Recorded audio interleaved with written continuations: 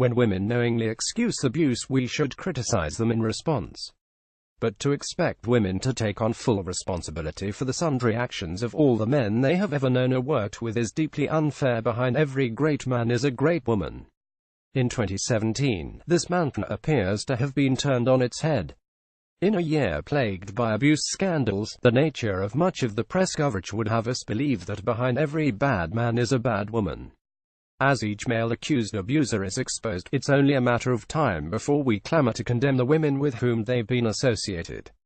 I've often found myself wondering, is it necessarily to discredit women who have been apparently abetting abuse, or does it reflect the insidiousness of sexism that male crimes need to be discussed in the context of female shortcomings? The answer to this question isn't straightforward, but by looking back over some of the scandals of the last year, we can potentially draw conclusions about when it is appropriate to criticize women in relation to the behavior of their male associates. Harvey Weinstein.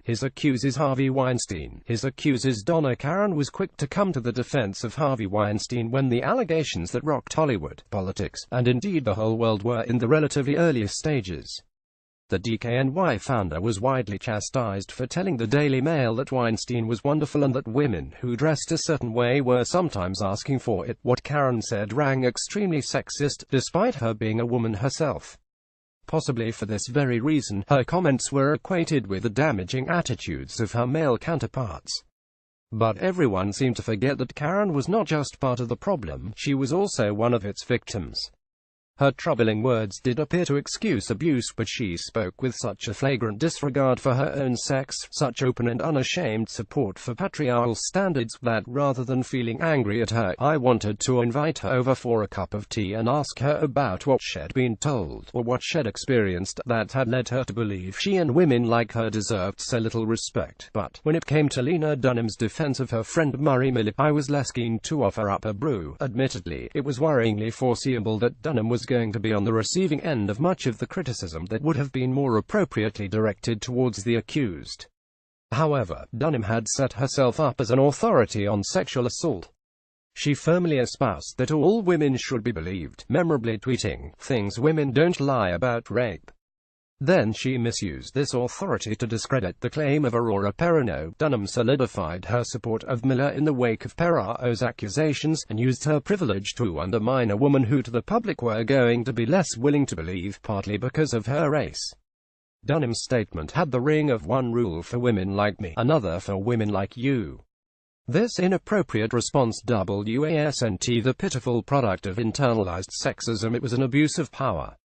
And abuses of power need to be checked. Meryl Streep targeted by poster campaign she knew in Los Angeles. J.K. Rowling was also speaking from a position of privilege when she excused the behavior of actor Johnny Depp. Given that Harry Potter holds a near scriptural significance in my life, I was the last person would be queuing up to criticize J.K.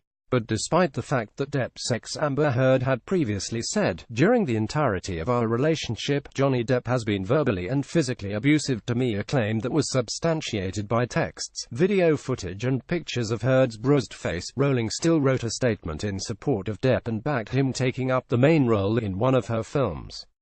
But there is an important difference between rebuking a woman who has knowingly used a position of power while disregarding or ignoring a victim, and criticizing women who have, in ignorance, associated with men who have later turned out to be assailants. Recently, pictures of Meryl Streep next to Harvey Weinstein were plastered across Los Angeles, with the words she knew covering the actress' eyes. Streep was accused by Rose McGowan of having knowledge of Weinstein's predatory nature, and Streep has since responded, explaining, "I did not know about Weinstein's crimes. I don't tacitly approve of rape." When women knowingly excuse abuse, we should criticize them in response.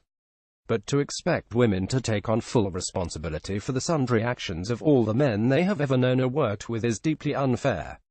It's more than unfair, in fact, it's the patriarchy's dream come true. So perhaps we should all make a joint New Year's resolution. In 2018, we will no longer blame the attitudes, attire or approach of women for the sexual, physical and emotional abuse perpetrated by men.